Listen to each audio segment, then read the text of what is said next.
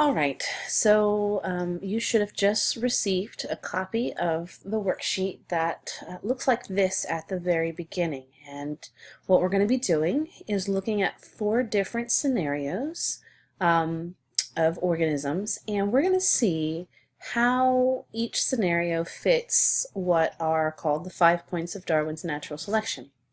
And so if you remember our discussion about natural selection from last time, we know that populations have variations, and we also know that out of those variations, only some of them are going to be favorable, which means that after competition, there's going to be less offspring that are surviving to be able to reproduce than there were made in the beginning. So some offspring are going to die off. And that those that don't die off are the ones that have these favorable traits that are well adapted to their environment. And as such, the population is going to end up changing over time. So let's look at this first scenario. And it goes a little bit like this. We have 2 types of worms that eat at night, called nocturnal, and worms that eat during the day, which is called diurnal. And birds eat during the day and seem to be eating only the diurnal worms. The nocturnal worms are in their burrows at this time. Each spring, when the worms reproduce, they have about 500 babies, but only 100 of those 500 ever become old enough to reproduce. And so we have a question here, and that is when we're talking about natural selection with regards to the worm, what characteristic is being selected against, right? So if the birds are eating during the day, then any worm that is awake during the day is probably going to be more likely to be eaten. So that means these diurnal worms are the ones, that we're being selected against. The ones that are in their burrows during the day and are hiding out, they tend not to be eaten as often. And so our nocturnal worms are the worms that natural selection is kind of selecting for. So when it comes to this right here where it says population has variations, what I want to do is actually write down a statement that kind of shows what those variations are. So in this instance, right, we have variations. There are 2 types of worms, right? Those that are diurnal and exist in the day, and those that are nocturnal and kind of exist at night. Okay? We also know that some variations are more favorable. So out of these 2 variations, diurnal versus nocturnal, the nocturnal ones are more favorable.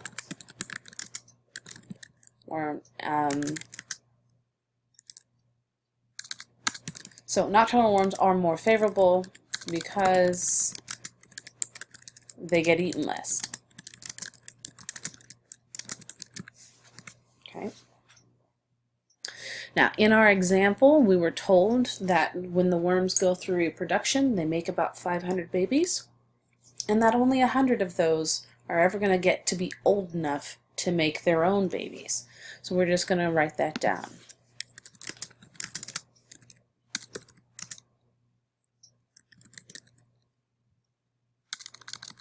"100 out of every 500 offspring ever reach the age of reproduction."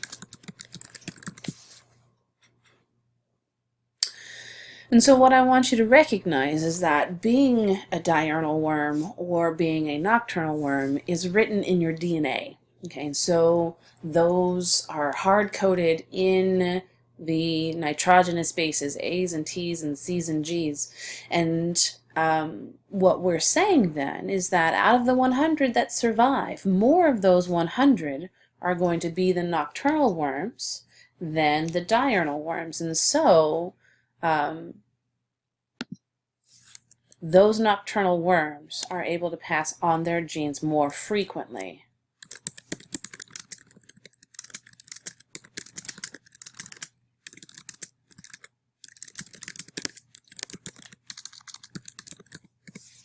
Okay, so if the nocturnal worms are able to pass their genes on more frequently, how is this going to change the population over time? So what we should see is there is an increase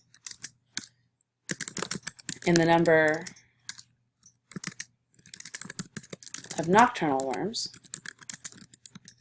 right? And at the same time, that means that there is a decrease in the number of diurnal worms.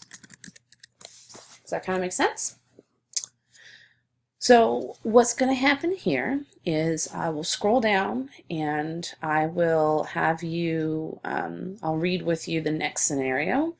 Then you guys are going to have about a minute or two to talk with your neighbors, a shoulder partner if you will, about how you're going to go and answer those questions.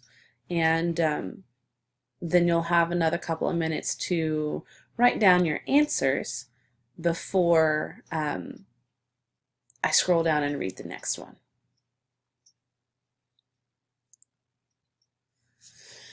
So this one is talking about polar bears. All right, number 2 says there are 3 types of polar bears: ones with thick coats, ones with thin coats, and ones with medium coats. It is fall and soon to be winter. The temperatures are dropping rapidly, and the bears must be kept warm or they will freeze to death. Many of the bears have had 2 cubs each, but due to the extreme temperatures, many mothers only have 1 cub left. And so what I would like for you to do is take about a minute and a half, 2 minutes, and with a shoulder partner, I want you to discuss which trait is going to be selected for, which trait is going to be selected against, and then see if you can't come up with statements, from this particular example that kind of exemplify that this population does have variations, that only some of these variations are favorable. Make a statement about how we have more offspring being made than are actually surviving into adulthood.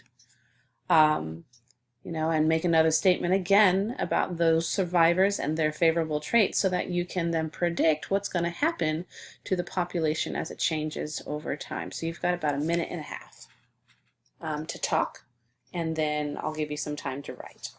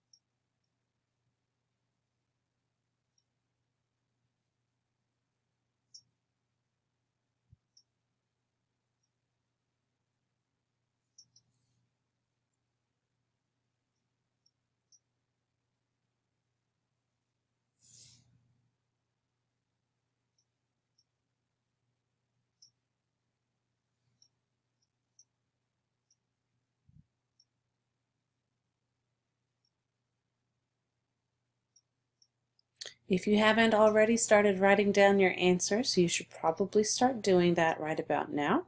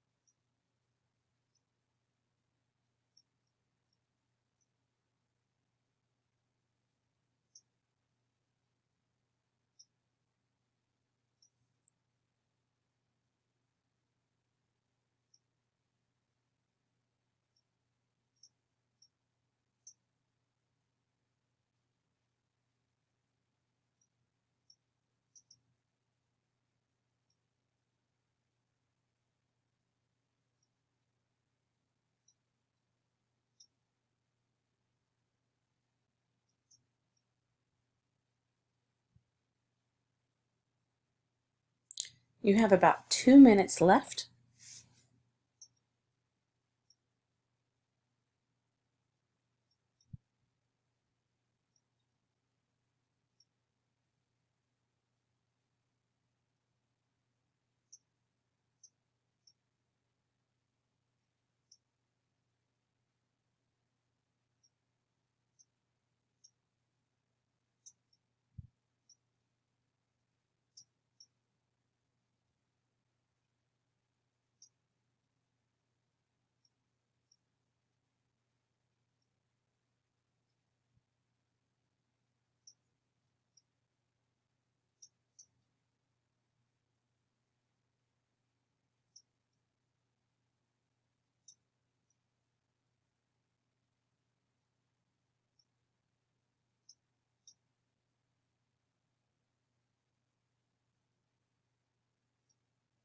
You have about a minute before I move on to the next one.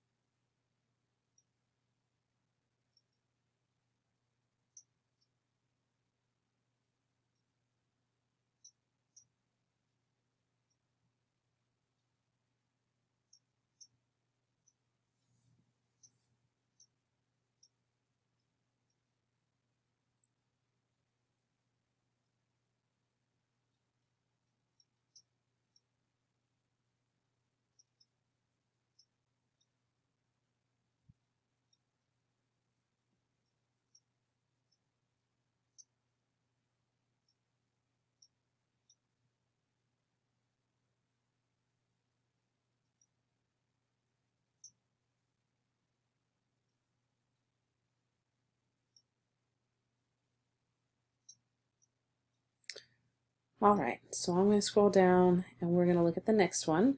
This one is talking about ostriches. Okay, and this says there are two types of ostrich, one that run fast and one that runs slowly. The fast birds can reach up to 40 miles an hour. Jackals love to eat ostrich, and they can reach speeds of up to 35 to 40 miles per hour. A flock of ostrich will lay approximately 10 eggs. Each mother only lays one, but many rodents break into the eggs and eat the fetus before they hatch. Okay, so turn to a shoulder partner, talk about which type of ostrich is being selected for, which type of ostrich is being selected against. Talk about the variations in the population and which variation is more favorable than the other. Explain how we've got more offspring being made than are surviving. Talk about the genes in the survivors and how that's going to change the population over time. And you've got about 5 minutes.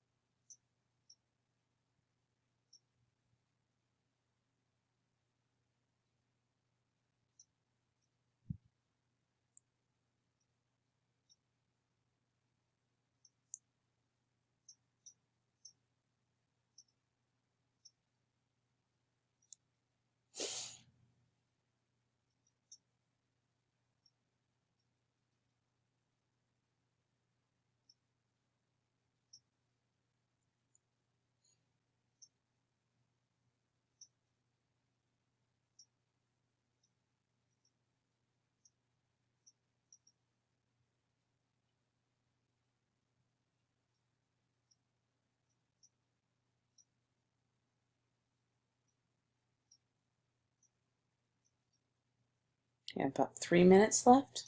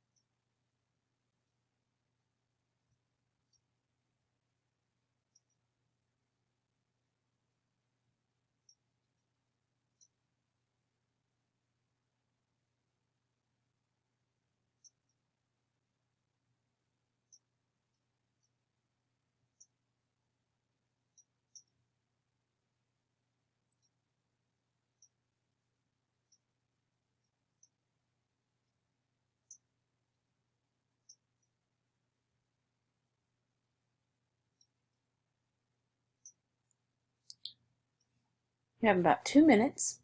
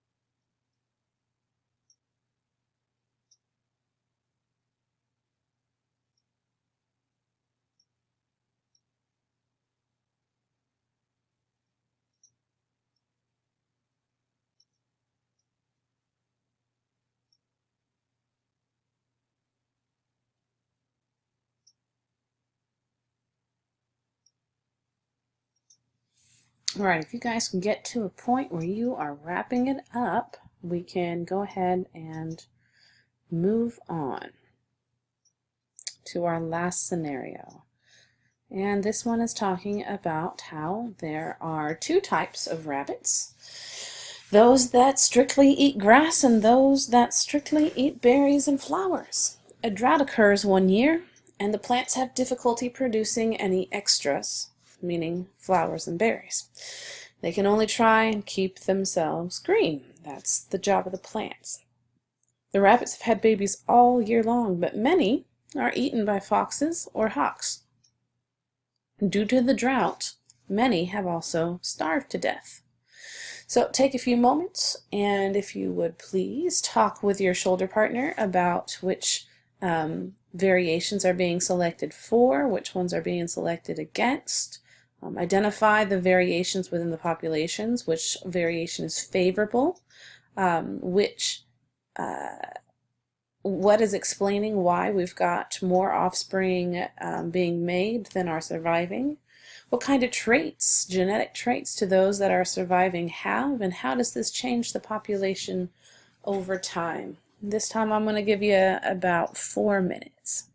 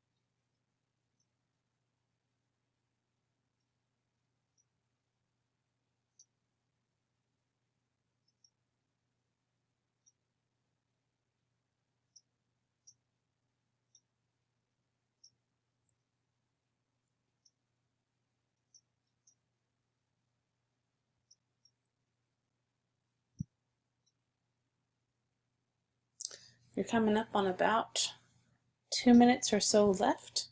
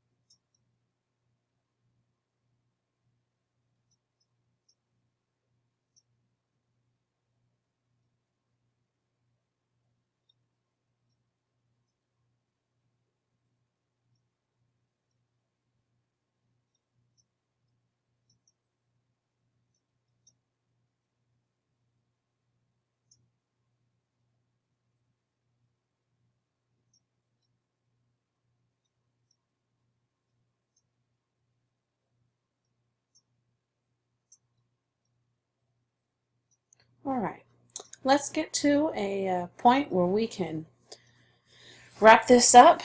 I'm going to scroll down to this last little bit here at the bottom of the page, okay, and let's see if we can't fill in the blanks, okay. So living things are those that are well adapted to their environment survive and reproduce. Those that are not well adapted do not survive, and they do not reproduce. So any adaptation then is going to be considered a characteristic that increases an organism's fitness, which is defined as the ability to survive and reproduce. Over many generations, favorable adaptive characteristics become more common or frequent in a population. That process is called evolution by natural selection. Evolution by natural selection takes place over many, many generations. Evolution by natural selection leads to adaptations within a population. The term evolution by natural selection does not refer to individuals changing, only to changes in the frequency of adaptive characteristics in the population as a whole. So, take a moment, make sure that you have everything completed on this worksheet, and then go ahead and put it in on page 114. Yes, you'd put your warm-up on that page, but you should be able to glue this in such a way that it goes in on top, and you can still see the warm-up underneath.